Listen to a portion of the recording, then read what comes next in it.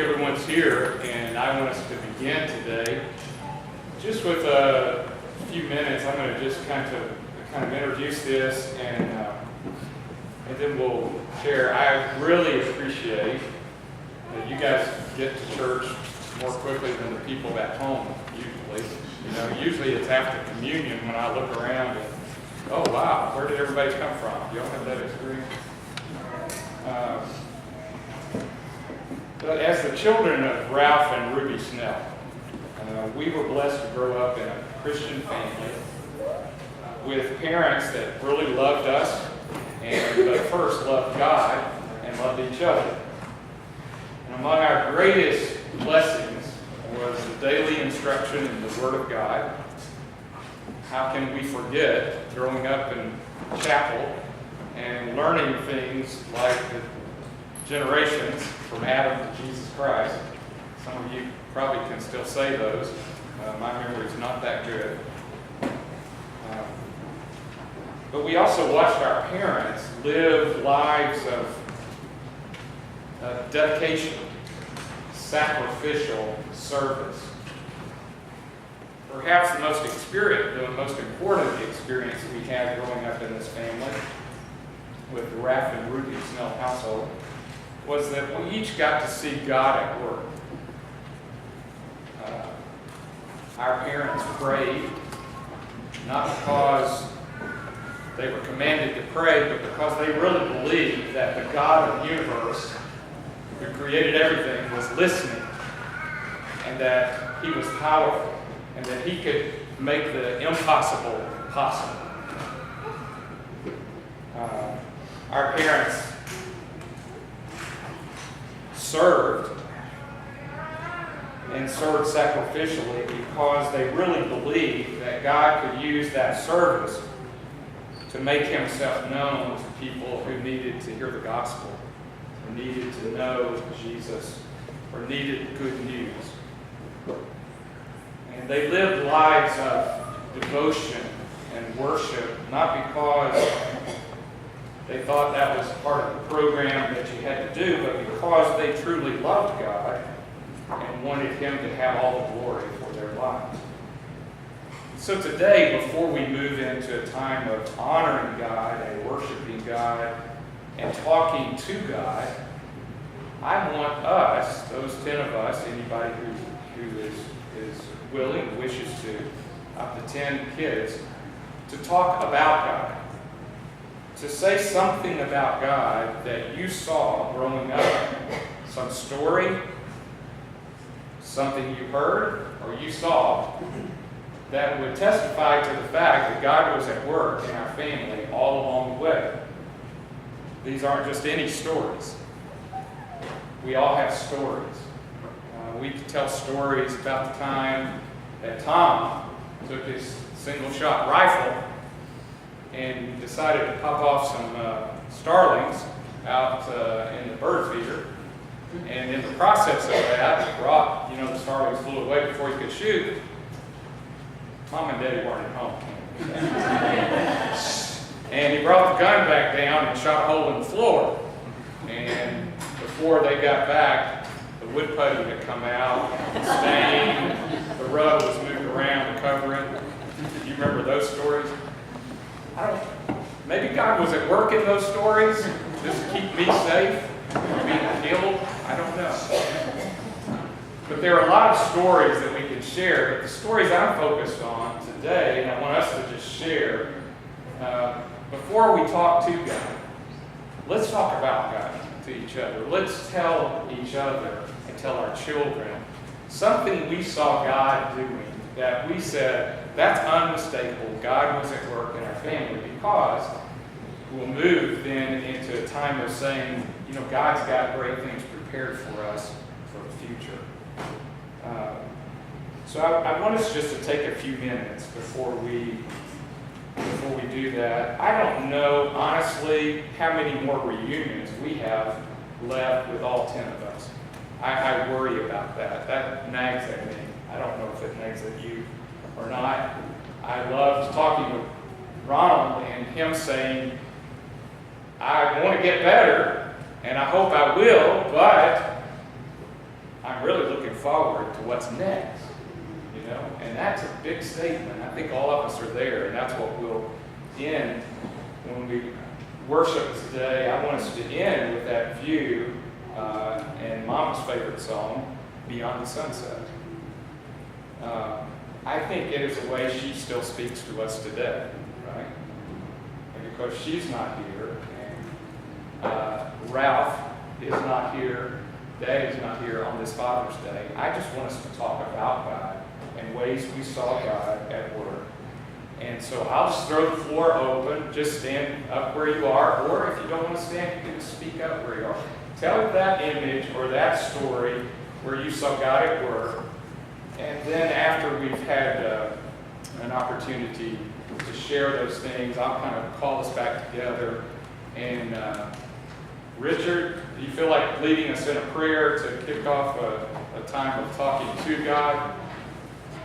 Okay, Paul is going to do that for you. You can delegate this, by the way.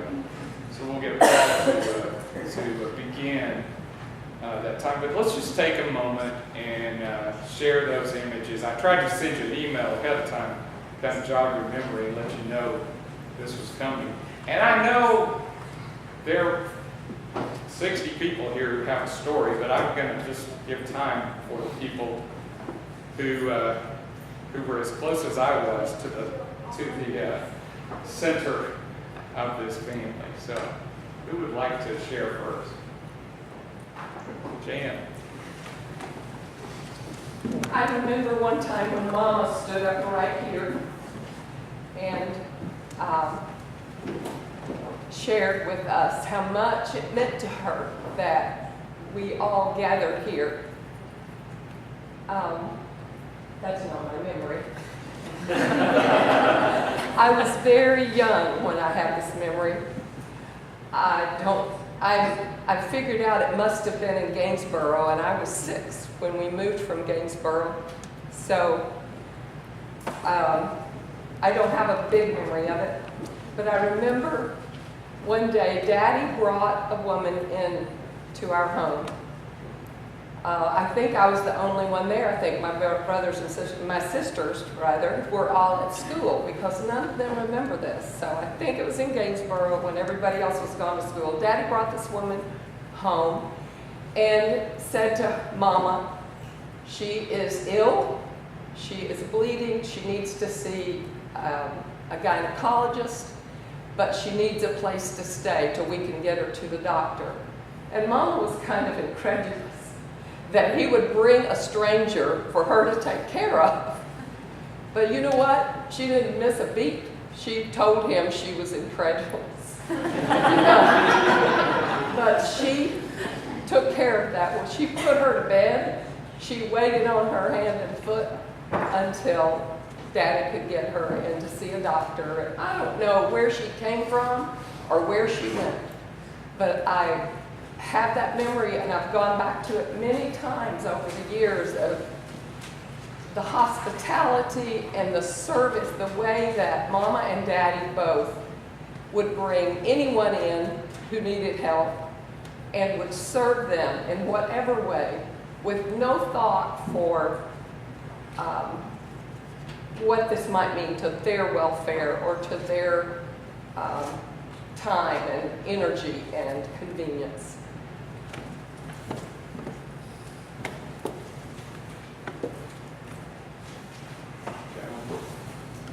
The image that I have of Mama and Daddy was their praying.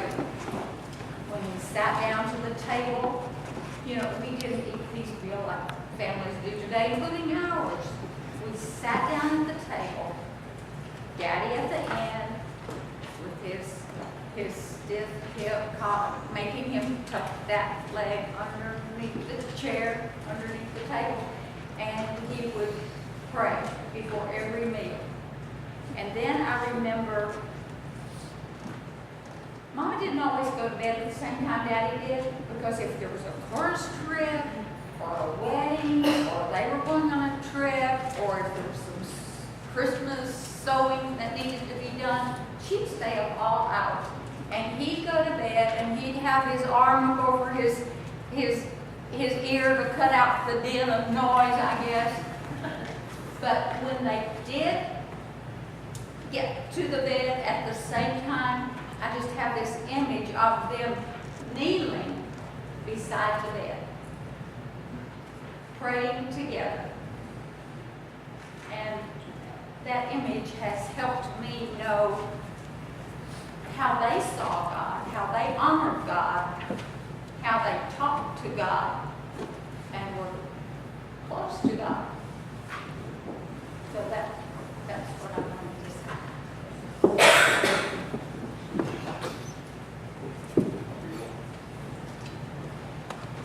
My memory that I would like to share was later, after Ron and I were married and had our own family.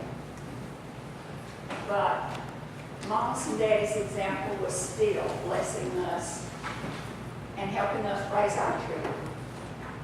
And on a December in 1979,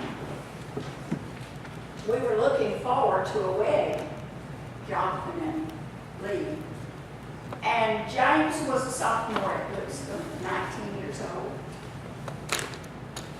Robin was 17, a senior in high school.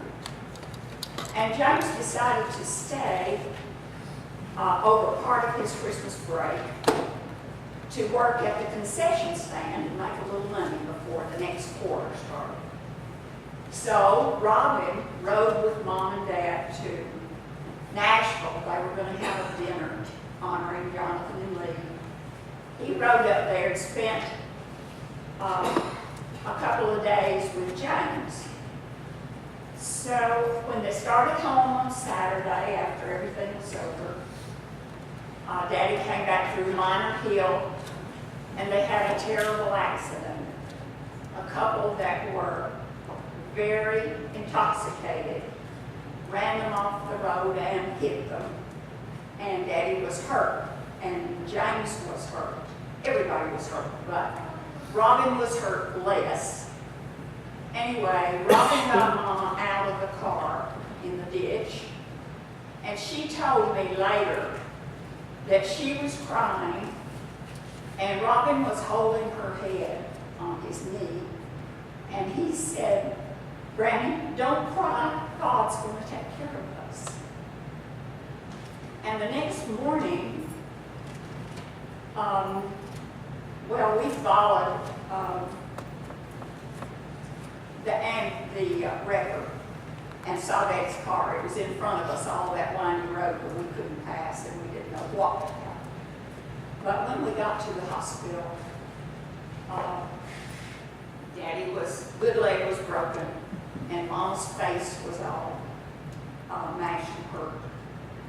But James had 42 stitches in his forehead and wrapped all around. But we took him home that night, and they came in an ambulance later. But the next morning, on Sunday morning, I said, "James, I'll stay with you this morning." And he said, "No, Mom, I'm going to worship."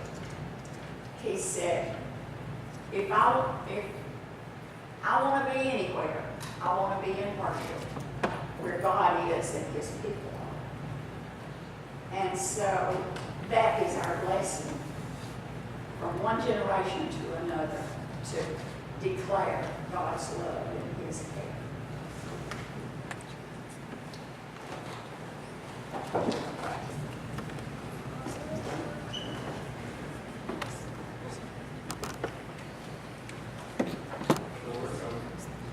Gerald? I have the same memory that Joan does of seeing Mom and Daddy kneel by the bed and pray. But that's not the memory that I was going to tell you. This was a memory early in the spring. You know, Daddy always had some man with a mule and a plow to come and break up the garden. And he had done that, and he had gotten his little hand plow and had broken up all the clumps and got the ground ready to plant. I must have been about 5 or 6. I don't know why. I was the only one in the garden with Daddy. It must have been early in the morning. But he had pushed that little plow and made a trench for the seeds all the way to the end of the road. And he was coming back and dropping the seeds in the little trench. And after each seed, he would step on it, push it down in the dirt. And I was following behind him and trying my best to step in those big old footprints. I couldn't reach them, but I did that all the way down the road.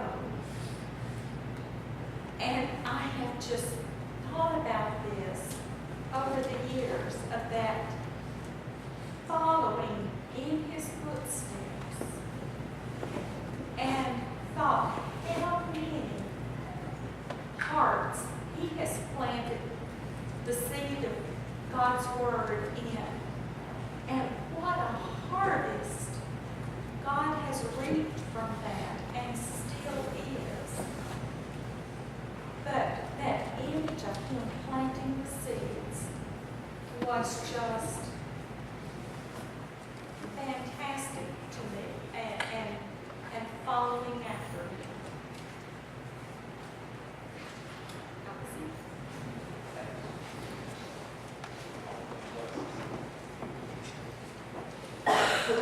I have a couple of images that have stuck with me, and it reinforces this idea of servitude.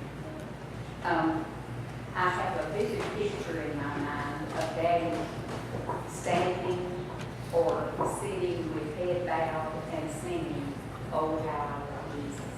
And I cannot sing that song without that image coming into my mind. And there's the basis. You got to do that first. Oh, how I love Jesus. And I can almost hear him singing that in that bass voice as he either stood or was sitting and always had his eyes closed and his head bowed singing, "Oh, how I love Jesus." And that translated then into another memory that I have of him working for and at Mars Hill. And he was the vice president, he was the principal, but he stayed after every ball game and helped sweep up the gym. He did everything there was to do. And long after we had gone home and Mama had to put all the babies to bed by herself, he was there doing menial tasks and being served. And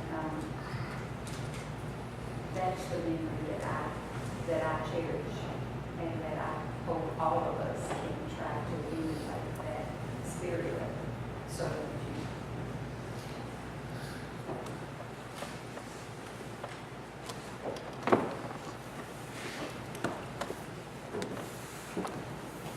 I want to ask you children if any of you know what olives are. You seen olives?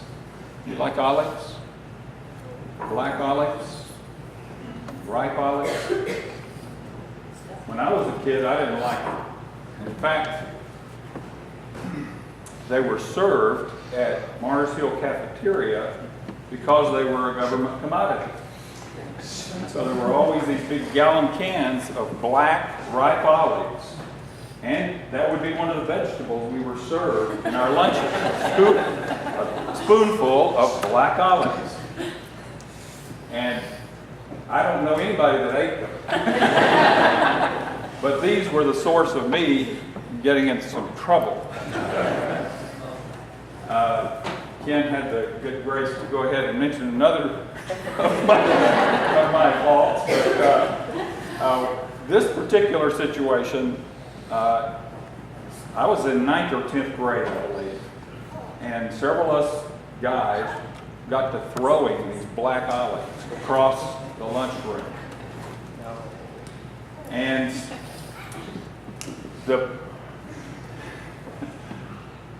nobody, as far as we knew, saw us or caught us. Nobody corrected us. None of the staff, none of the teachers came up and said, "You boys stop that."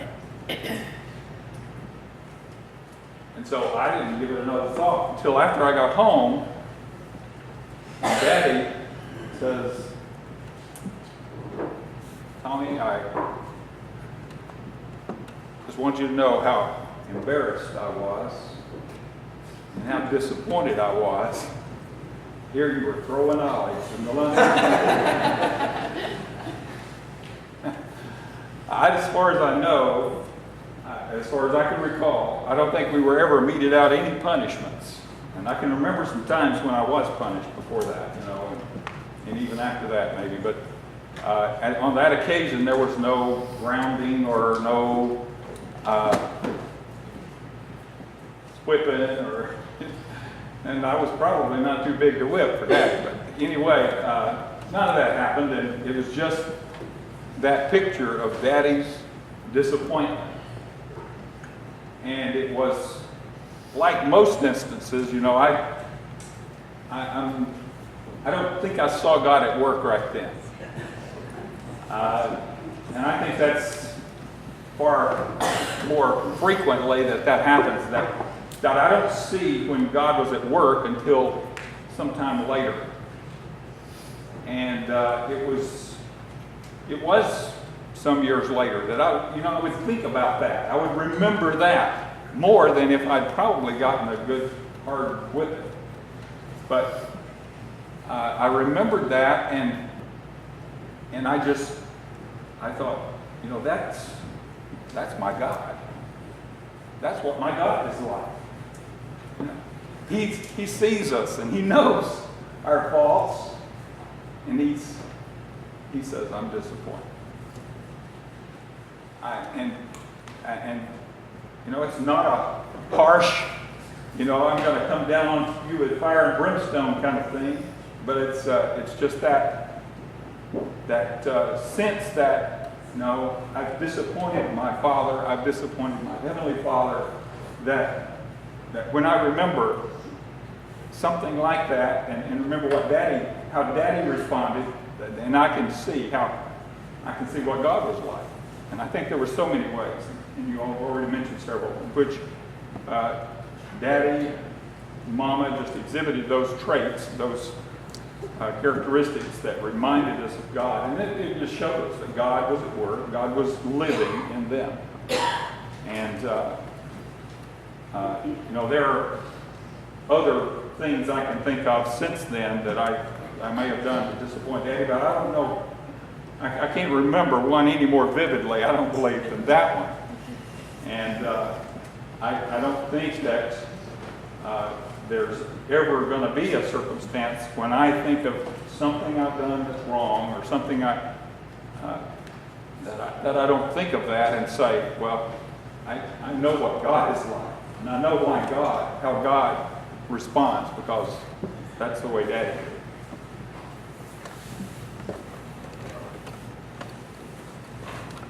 Anyone else? Your turn.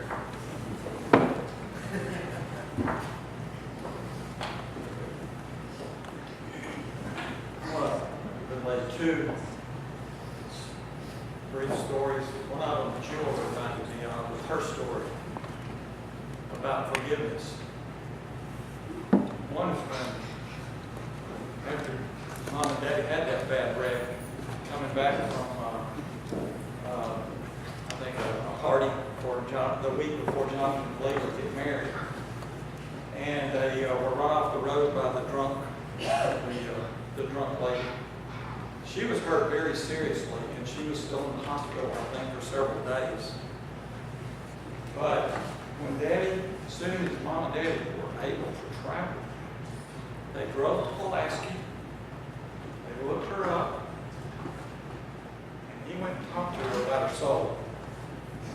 And they talked to him, talked to her, and tried to tell her that they wanted the best for her, and that tried to get her to make a change in her life. And I don't know the ultimate outcome of it, but how many people do you know that would do something like that?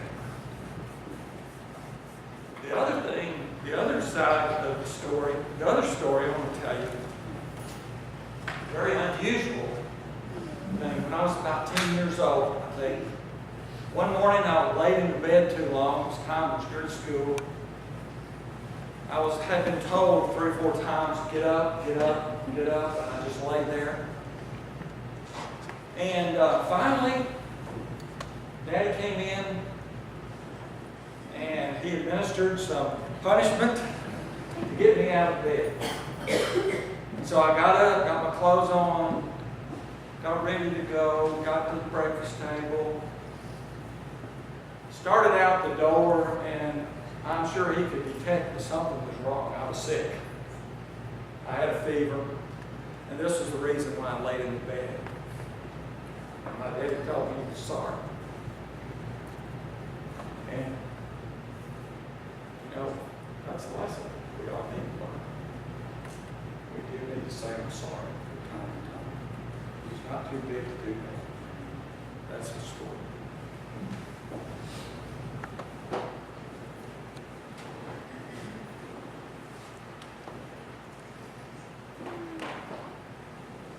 Time for one more. The floor is yours.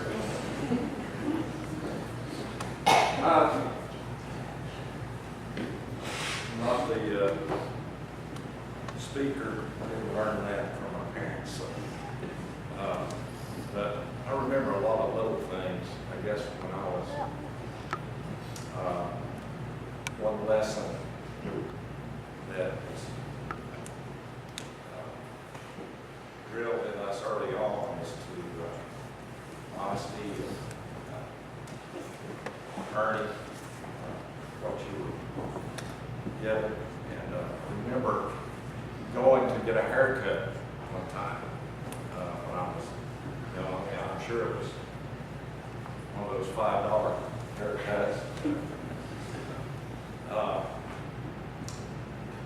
The barber offered me a piece of gum after my haircut, and I graciously took 2 pieces.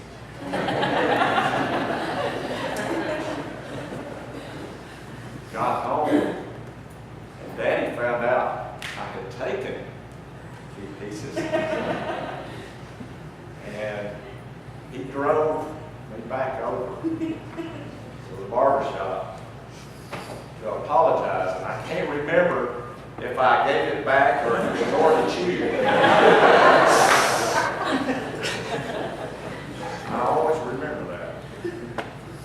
And just to emphasize some of the things that some of y'all have already said,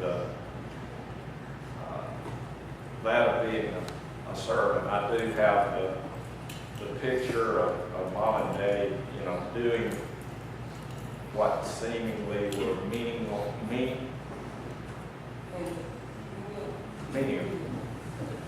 tasks, and there was nothing that was, you know, below their pay grade. That wasn't much, as you remember.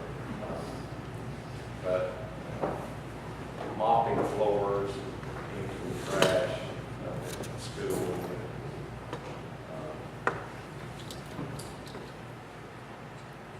Mama always be gracious to feed all of my friends when they came home from basketball practice.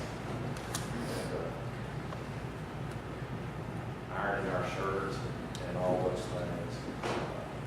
But I just, I don't know, when I think of Daddy, one of the verses that, few verses that always kind of came to mind, and I think was part of their,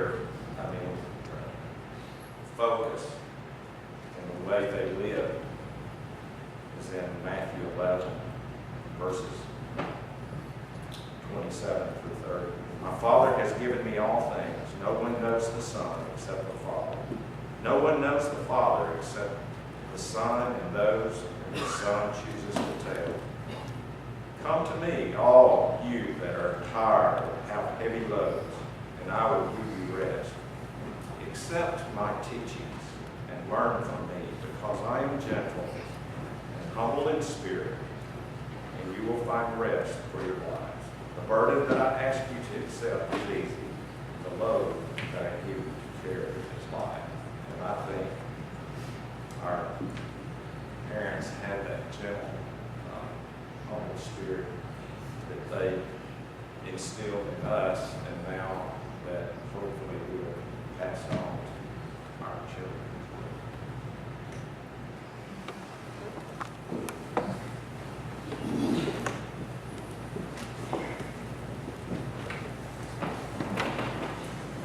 I wasn't going to do this, but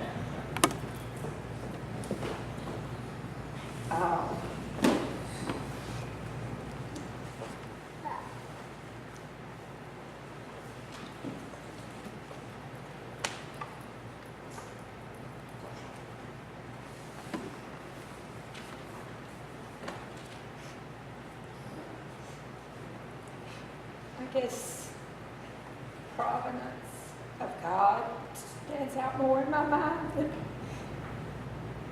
anything. Mama and Dad. It's been mentioned a little bit that Dad thought nothing was impossible.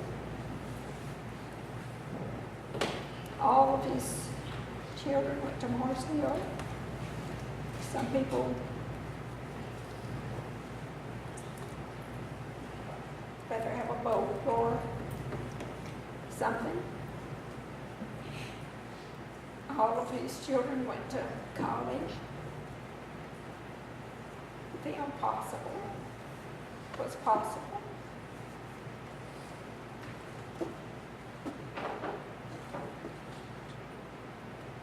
I've seen Mama, neighbors come by and need their husband's pants hemmed or cut off and re-hemmed or do all kinds of mending. It didn't matter if the kitchen was still a mess or the beds weren't made or any of that. Mrs. Morris needed strengthened, and she would come and spend the day with Mama, and Mama would encourage her, and it didn't matter. Some things got left undone. She never missed a day, probably, reading a Bible story to children, the little children. And even if she dozed off and called David Tommy, Kenneth, she still read the stories. Didn't matter if there hadn't a teacher hadn't been hired. It's about time for school. It felt like there was a way, and it usually did happen that somebody showed up. He was able to contact somebody and hire. So I think that's my most outstanding memory. We all learn about God. Jesus tells a story about a father who watches his son take his inheritance and leave. And he helps us see the scene of that son leaving. But mostly Jesus is telling that story so we see the son coming back home and see how the father acts when he comes back home. We kind of know that story as the prodigal son. I heard a preacher talk about that once, and prodigal means wasteful. So that's what we refer to the wasteful son. But this preacher said, I want to talk about the prodigal father, the wasteful father. who was willing to kill the fatted calf and do all that. So we saw an image of God and learned who God was, the Father, by watching our Father and watching our mother. I'll tell two quick stories since I'm last. One is, Debbie, did anybody else take a trip to Bessemer, Alabama with me and Debbie? Does anybody else remember doing that? Carolyn? What did they do? What'd you do when you got there? I was about 12 years old, and the county fair was going on. And you know how you go around and write your name on those things, put them in the box, try to win something. I'm not even sure I knew what I was signing up to win. But a few days later, I got a postcard that came addressed to me at our house. And I had won a lake lot in Bessemer, Alabama. And I was so excited to get a postcard addressed to me with a picture of a lake on the back of it and a recognition that I had won a lake lot. And I excitedly, took that card and held that card and waited for Daddy to get home. It was in the summer, school hadn't started back, and I had won a lake lot, And as soon as he got home and got in his chair, settled down, I showed him that card. I had won a lake lot for us. And to his credit, I think now, as a father looking back, he knew what a scam that was. He knew already before he loaded me in the car on Saturday to drive to Bessemer, Alabama, that this was a bust. But he didn't want to burst my bubble. He wanted to go look at it. Well, let's go look at it. He wanted to talk to the